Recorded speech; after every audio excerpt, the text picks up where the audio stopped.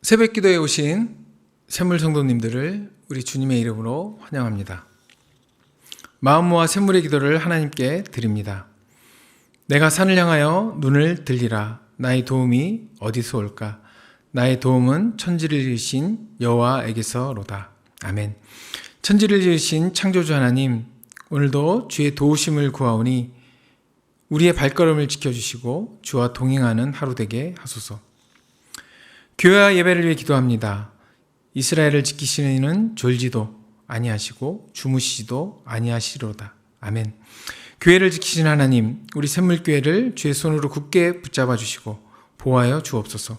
함께 모여 예배하며 기도하기 힘쓰는 거룩한 공동체 되게 하시고 예배를 사모하며 예배의 기쁨을 누리며 주의 임재를 경험하는 예배 되게 하소서. 목장을 위해 기도합니다. 여호와는 너를 지키시는 이시라. 여호와께서 내 오른쪽에서 내 그늘이 되시나니. 아멘. 하나님 아버지, 샘물의 목장을 지켜 보호하여 주옵소서. 서로 하나된 마음을 주시고 사랑으로 용납하며 서로를 위해 기도의 분량을 채워가는 아름다운 모습들을 보게 하소서. 세상에도 얻을 수 없는 가장 귀하고 값진 것을 목장에서 받아 누리게 하시고 목장을 위해 헌신하는 목자들에게 힘과 능력을 더해 주소서. 다음 세대 청년을 위해 기도합니다. 낮의 해가 너를 상하지 아니하며 밤의 달도 너를 해치 아니하리로다. 아멘. 다음 세대 청년들을 지키신 하나님, 우리 샘물의 자녀들이 어두운 시대 속에서 더욱 밝은 빛을 비추는 거룩한 자들로 자라게 하소서. 코람데오의 신앙을 굳게 지키며 가는 걸음 위에 주의 복을 날마다 더하여 주소서. 선교와 선교사님을 위해 기도합니다. 여호와께서 너를 지켜 모든 환난을 면하게 하시며 또 내 영혼을 지키시리로다. 아멘.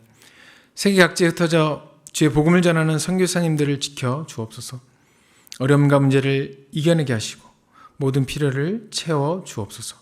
사역 현장에 주의 역사와 영광이 나타나며 귀한 열매 맺게 하옵소서. 나라를 위해 기도합니다.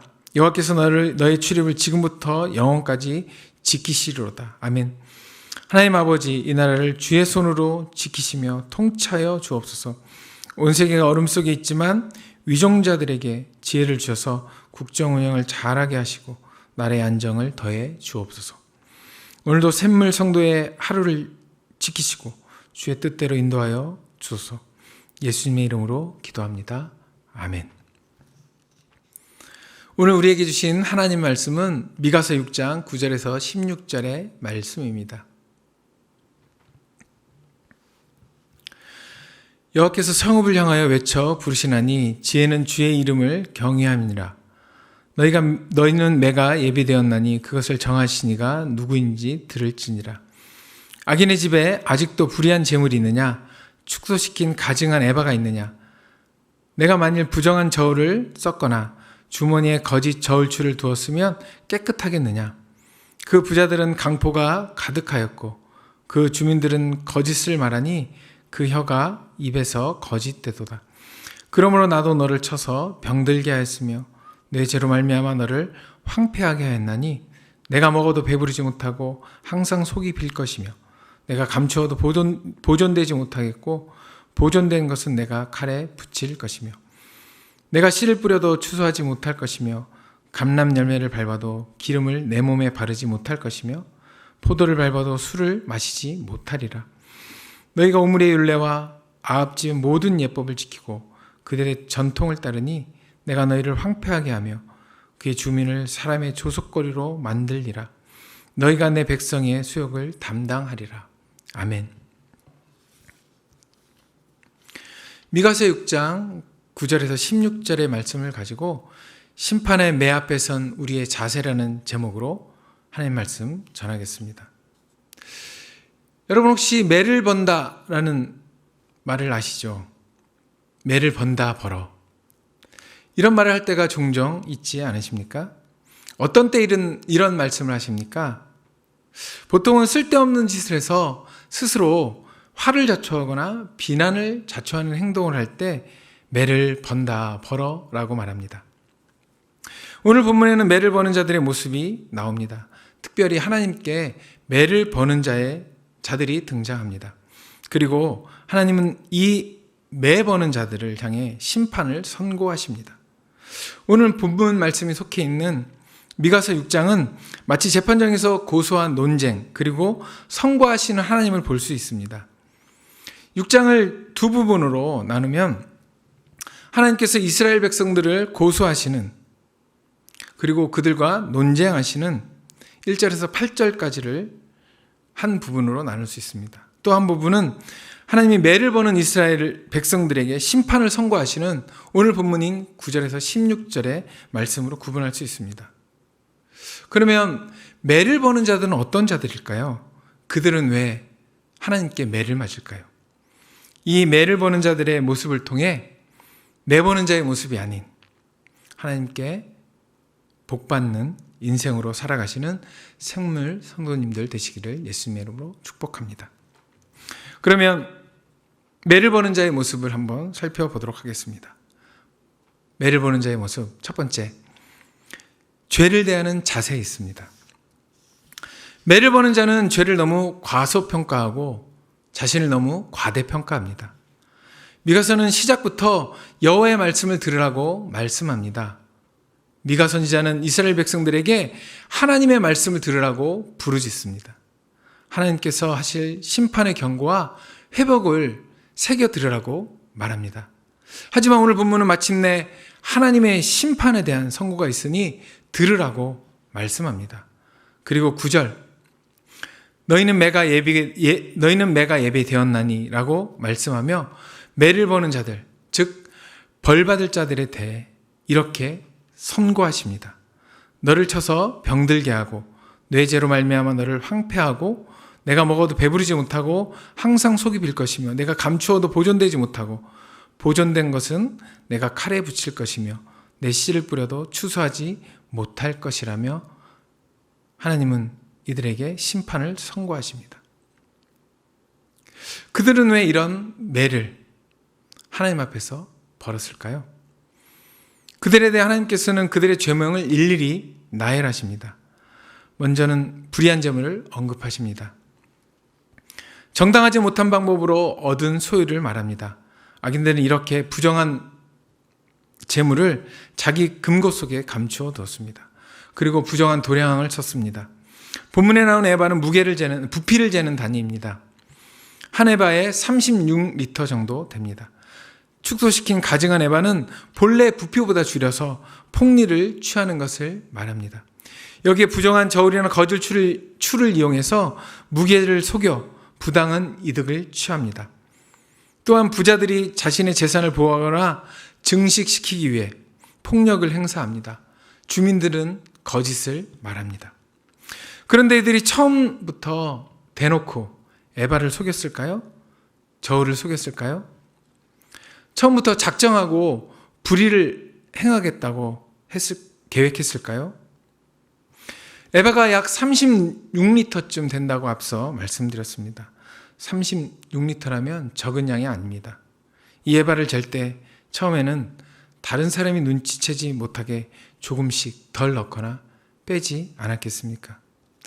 제가 어렸을 때 쌀집에 가서 쌀을 살 때 소위 대박이라는 것을 사용했습니다. 거기에 쌀을 담아 주었습니다. 그런데 이 대박이 집집마다 다를 때가 있었습니다. 어떤 집은 밑바닥을 두껍게 만든 되를 사용하여 쌀을 적게 넣어 주었습니다. 그런데 이들도 처음부터 이런 방법을 사용했겠습니까? 처음에는 정직하려고 하지 않았겠습니까? 정직하게 장사를 하려고 하지 않았겠습니까? 그런데 점점 돈의 욕심이 죄의 유혹에 조금씩 넘어가지 않았겠습니까? 야고보서 1장 15절 이렇게 말씀합니다. 욕심이 잉태한 죄를 낳고 죄가 장성한 즉 사망을 낳느니라고 합니다. 우리 속담에도 바늘도둑이 소도둑 된다는 말이 있습니다. 또 처음에는 편하기 위해 아주 사소한 거짓말로 시작돼서 점점 부풀어 나중에는 자신이 감당하기조차 어려운 거짓말로 막아야 하는 경우가 종종 생기곤 합니다. 이렇게 죄는 조금만 곁을 두면 주저없이 여지없이 우리의 품속으로 뛰어들어오는 못된 습성이 있습니다. 그런데 우리는 죄를 너무 과소평가합니다. 그리고 자신의 신앙을 자신의 믿음을 너무 과대평가합니다. 나는 괜찮겠지. 이 정도면 하나님도 이해하실 거야. 이렇게 죄를 과소평가하고 자신의 행동을 정당화합니다. 이스라엘 백성도 이런 마음을 갖지 않았겠습니까? 하지만 이런 행동과 생각 때문에 이스라엘 백성들은 하나님께 매를 벌었습니다. 매를 자초하는 지름길을 그 지름길로 그들은 행동했습니다. 매를 자초하는 지름길, 그것은 바로 죄를 과소평가하는 것입니다. 죄는 절대 과소평가하면 안 됩니다. 언제 우리 곁에 우리도 모르는 사이에 스며들지 모릅니다. 죄 앞에서는 단호해야 합니다. 조금의 틈도 주지 않아야 합니다. 죄 앞에서 단호한 샘물 성도 되시기를 예수님의 이름으로 축복합니다. 매를 버는 사람들의 특징 두 번째입니다. 두 번째 매를 버는 사람들의 모습은 세상에 대한 그들의 자세입니다. 이것은 우리의 정체성과 관련이 있습니다. 매를 버는 자는 자신의 본분을 망각합니다. 오늘 본문 10절에서 12절에서 언급하고 있습니다. 부당한 상거래 관행이 꺼리낌 없이 자행되고 있습니다. 이것은 이스라엘 사회 전체가 부정과 불의로 물들었다는 반증입니다. 예루살렘에 만연했던 사회학은 8절에서 하나님께서 요구하신 정의와 공의 그리고 하나님과 동행하는 삶과는 거리가 멉니다. 많은 제물로 하나님께 거룩한 제사를 드린다고 그렇게 하면서도 한편으로는 온갖 불의를 행하는 그들은 하나님 보시기에 가증하고 더럽고 거짓된 자들입니다. 이들은 자신이 하나님 백성을 믿은 이들은 자신이 하나님 백성이라는 것을 잊은 자신들이 누구인지 망각하는 사람들입니다. 특별히 12절은 주로 당시 부유한 자들을 향해 하나님이 말씀하고 계십니다. 이들은 권력자들과 결탁하여 폭력과 강압을 행사합니다. 백성은 거짓과 불의를 일상 속에서 행하고 있습니다. 자기들끼리 행하는 이런 불의는 자신들이 하나님의 언약 백성임을 스스로 부인하는 것입니다. 그리고 하나님께서 가증하게 여기시는 오므리와 아합의 퇴폐적인 삶을 유행처럼 따라갔습니다. 세상의 유행에 이리저리 흔들리며 자신들이 하나님의 백성임을 잊고 세상의 풍조에 따라 살아갔습니다. 하지만 오늘 본문 바로 앞 구절인 8절에서 하나님께서 자기 백성에 바라시는 것은 오직 정의를 행하고 인자를 사랑하며 겸손하게 내 하나님과 함께 행하는 것이 아니냐고 말씀하십니다. 하나님의 백성은 삶의 현장에서 공의와 사랑을 실천하는 사람입니다. 에베소 6장 6절에 눈가림만 하여 사람을 기쁘게 하는 자처럼 하지 말고 그리스도의 종들처럼 마음으로 하나님의 뜻을 행하고 베드로전서 1장 15절 오직 너희를 부르신 거룩한 이처럼 너희도 모든 행실에 거룩한 자가 되라고 말씀합니다. 이것이 바로 하나님과 동행하는 삶입니다. 하나님 백성은 온갖 사회적인 왜곡에 맞서는 삶을 살아야 합니다. 그리고 그 구부러지고 휘어있는 사회적 관행을 교정하는 삶을 살아야 합니다.